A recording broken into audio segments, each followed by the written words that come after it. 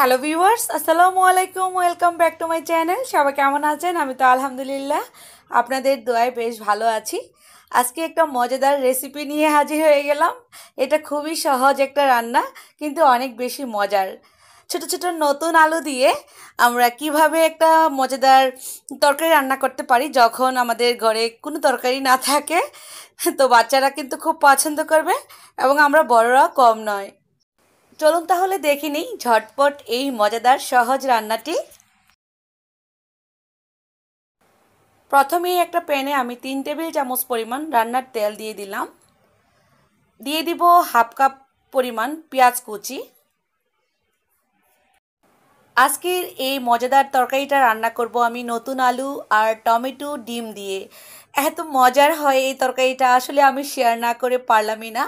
যে রান্নাগুলো আমার কাছে ভালো লাগে আমি কিন্তু চাই আমার লাভলি ভিউয়ার্সদের সাথে শেয়ার করতে। তো পেঁয়াজের পরিমাণ দিয়ে দিলাম আমি এখানে হাফ কাপ পরিমাণ। পেঁয়াজের পরিমাণটা একটু বেশিই লাগবে। পেঁয়াজটা হালকা ভাজা হয়ে গেলে এর মধ্যে 1 চা চামচ পরিমাণ দিয়ে দিচ্ছি কাঁচা জিরা। জিরাটা এই তেলেই আমি পেঁয়াজের সঙ্গে ভেজে নিব। কাঁচা জিরা দেওয়ার ফলে কিন্তু এই তরকারির টেস্টটা দ্বিগুণ বেড়ে যাবে। এটা একটা জিরা ফোড়নের মতো ফ্লেভার আসবে আর কি। আর খেতে তো অনেক বেশি মজার হবেই। চাইলে কিন্তু আপনারা এই জিরাটা টেলে তারপর গুঁড়া করেও দিতে পারেন তরকারিটা হওয়ার মাঝামাঝি। আমি এই পর্যায়ে জিরাটা দিয়ে এই তরকারিটা রান্না করি। পেঁয়াজটা ব্রাউন কালার হয়ে যাওয়ার পর 1 চা চামচ পরিমাণ রসুন পেস্ট, 1 চা চামচ পরিমাণ আদা পেস্ট দিয়ে দিলাম।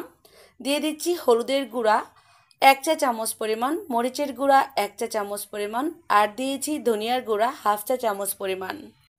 আর কোনো মশলা দেব না, জিরা গুঁড়া তো আর হবে না, আস্ত জিরা যেহেতু দিয়েছি। চাইলে কিন্তু আপনারা তেজপাতা, গরম মশলা জাতীয় কিছু দিয়ে নিতে পারেন। স্বাদ মতো লবণ দিয়ে দিলাম। এখন আমি এই মশলাটাকে 2 মিনিটের মতো কষাতে থাকবো এই পেঁয়াজের সঙ্গেই। কোনো পানি দেব না, কারণ যেহেতু এখানে আদা রসুনের পেস্ট আছে।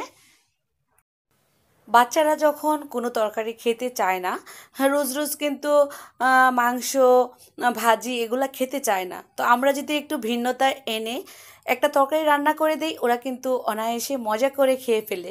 সেই জন্যই কিন্তু মাদের এ ধরনের প্রসেসগুলো করতে হয়, তাই না? তো আমি কিন্তু মাঝে মাঝে এত মজার করে তরকারিগুলো করার আইডিয়া তৈরি করি, বা আমার বাসায় আমি তৈরি করি। এখন আমি এর মধ্যে 3টি ছোট সাইজের টমেটো কিউব করে কেটে রাখা দিয়ে দিলাম। টমেটোটাও 2 মিনিটের মতো আমি মশলার সঙ্গে কষিয়ে নেব। টমেটোটা কিন্তু একদম সফট হয়ে যাবে। আমি একটু পরিমাণ পানি দিয়ে দিচ্ছি। এই যে সামান্য পরিমাণ পানি দিয়ে এখন ঢাকনা দিয়ে ঢেকে দিব। চাইলে কিন্তু এ জায়গায় টমেটোর পরিবর্তে আপনারা টমেটো কেচাপও দিয়ে নিতে পারেন। আমি টমেটোই দিয়ে নিলাম, যেহেতু এখন সিজনাল টমেটো অ্যাভেলেবেল পাওয়া যাচ্ছে। তো টমেটোই কিন্তু আমরা যে কোনো খাবারের স্বাদটাকে বাড়াতে পারি, যারা খুব পছন্দ করি। তো 2 মিনিটের মতো আমি কষিয়ে নিলাম একটু পানি দিয়ে। এর মধ্যে কিন্তু এখন নাড়াচাড়ার মধ্যে টমেটোটা একদম গলে যাবে আর সুন্দর একটা কালার চলে আসবে। টমেটোটা প্রায় গলে গিয়েছে। এখন আমি এর মধ্যে দিয়ে দিব এই যে দেশি আলু, ছোট ছোট সাইজের। আমার বাচ্চারা এগুলোকে বেবি পটেটো বলে। আমি এই আলুগুলাকে সেদ্ধ করে নিয়েছি, সেদ্ধ করে তারপর ছিলে নিয়েছি। এখন কিন্তু এই টমেটোর সঙ্গে আমি প্রায় 3 থেকে 4 মিনিটের মতো কষাতে থাকবো।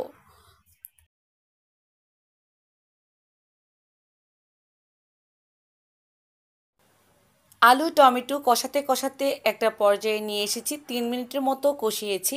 এখন এর মধ্যে আমি 1.5 কাপ পরিমাণ পানি দিয়ে দিব।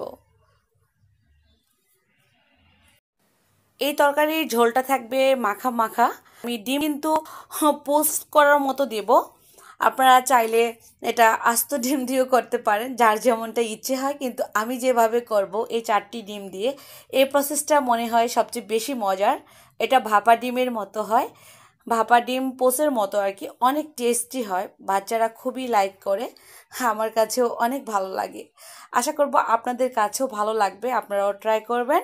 আর আমাকে অবশ্যই কমেন্ট বক্সে লিখে জানাবেন আসলে অনেকেই আপনারা ট্রাই করেন বা রান্না করেন এভাবে। তবে আমি যেভাবে রান্নাটা করি আপনাদের সাথে ঠিক সেভাবেই শেয়ার করলাম। আর আপনাদের কাছে ছোট্ট রিকোয়েস্ট থাকবে আমার এই সহজ সহজ রান্নাগুলো দেখার জন্য আমার চ্যানেলটাকে সাবস্ক্রাইব করে রাখবেন। আমি কিন্তু 4-5টা কাঁচামরিচ দিয়ে দিলাম উপর থেকে। এখন ঢাকনা দিয়ে ঢেকে মিডিয়াম আঁচে রান্না করব 5 মিনিটের মতো। এর মধ্যে কিন্তু ডিমগুলা ভাপে একদম ফুলে ফুলে উঠবে, আর এই তরকারিটাই খেতে বেশি মজার হবে। 5 মিনিট পর ঢাকনাটা খুলে দিলাম। আমি কিন্তু ভাপে মিডিয়াম টু লো ফ্লেমে রেখে দিয়েছিলাম। এরই মধ্যে ঝোলটা মাখা মাখা হয়ে গিয়েছে আর ডিমগুলা কিন্তু সুন্দর ভাপা হয়ে গিয়েছে। এই ভাপা ডিমটা এই নতুন আলুর সঙ্গে যে কত মজার, আসলে আমি বলে বোঝাতে পারবো না। আপনারাও ট্রাই করবেন, তাহলেই বুঝতে পারবেন। তো ভিউয়ার্স, আমার চ্যানেলটা সাবস্ক্রাইব করার পর অবশ্যই পাশে থাকা বেল আইকনটাতে ক্লিক করবেন, তাহলেই কিন্তু আমার নিত্য নতুন রেসিপিগুলো আপনাদের কাছে নোটিফিকেশন আকারে পৌঁছে যাবে। ধনিয়া পাতা দিয়ে দিলাম সবশেষে। তরকারিটা দেখতে যেমন সুন্দর, খেতে অনেক বেশি মজার। আমি বারবারই মজা মজা বলে ফেললাম, সত্যি এটা মজার। আসলে যে জিনিসটা বেশি মজার আমি না বললে পারি না, সেজন্য কিন্তু বললাম। আর আজকের মতো তো আমাকে বিদায় নিতেই হবে। সবাই ভালো থাকবেন, সুস্থ থাকবেন, আমাদের জন্য দোয়া করবেন। আবারও নতুন রেসিপি নিয়ে দেখা হয়ে যাবে। সেই পর্যন্ত ভালো থাকুন। আল্লাহ হাফিজ।